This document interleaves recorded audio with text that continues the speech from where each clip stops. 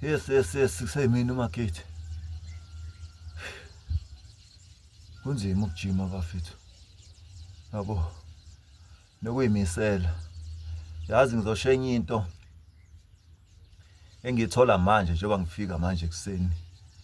Ngiyacabanga ukuthi inyanga isiyophela. Sekuzoba inyanga kaOctober. Njengoba kade ngeke nginitshele ngithi uyabo mina la inhloso yami kwakukunyakazisa igazi ngoba ngi-avoid izilonda, ngisabe izilonda ngoba abantu bayashona ngenxa yezilonda.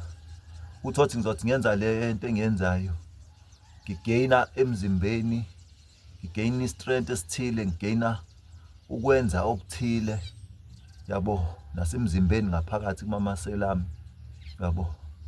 Nokusebenzisa izinto engizisebenzisayo engiphuzayo like iturmeric nama cloves no ginger lapha bangenza ukuthi ngimaintain kahle iweight yabo. And enye into engitholayo kumamasela ami ngiyagaina yabo. Ukugaina kwawo manje ngithola ukuthi inyawo khonto ezifundayo ukuyenza especially amadolo yabo njengoba ngivuke manje ekseni.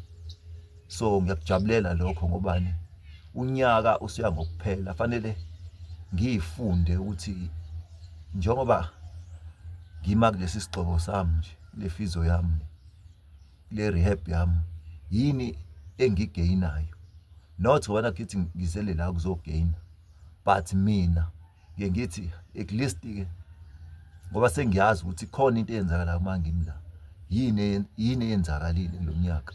Sengiyazazi kulonyaka ngiprogress ukuthi nokuthi yabo. So ngiyafisa mina ukuthi nanoma noba kube khona into ayenzayo ayiqalayo egym doesn't matter ukuthi yini, as long mayizohambisana nomzimba wakho iyekelelane nomzimba wakho kahle. And then ke nawe bafethu even noma kuthiwa umuntu onormal igym ibalekile bafethu. Exercise umzimba wakho kubalekile. Uvuke njena ugijime umile, running standing yabo.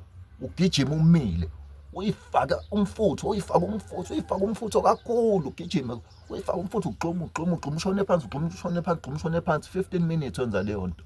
Wenza into enkulu kabi. Shaya ama push up uhlela nje embhedeni, shaya ama push up uhlela embhedeni. Shaya ama push up ukhahlela inyawo hamba ogeza. Yenzile igym yabo. Doesn't matter ukuthi ngizotshela umuntu okhubazekile. Bakhona labangakhubazekile. Shaya 6 inch ume phansi, qinisa isisu. Uzophila, uzobona.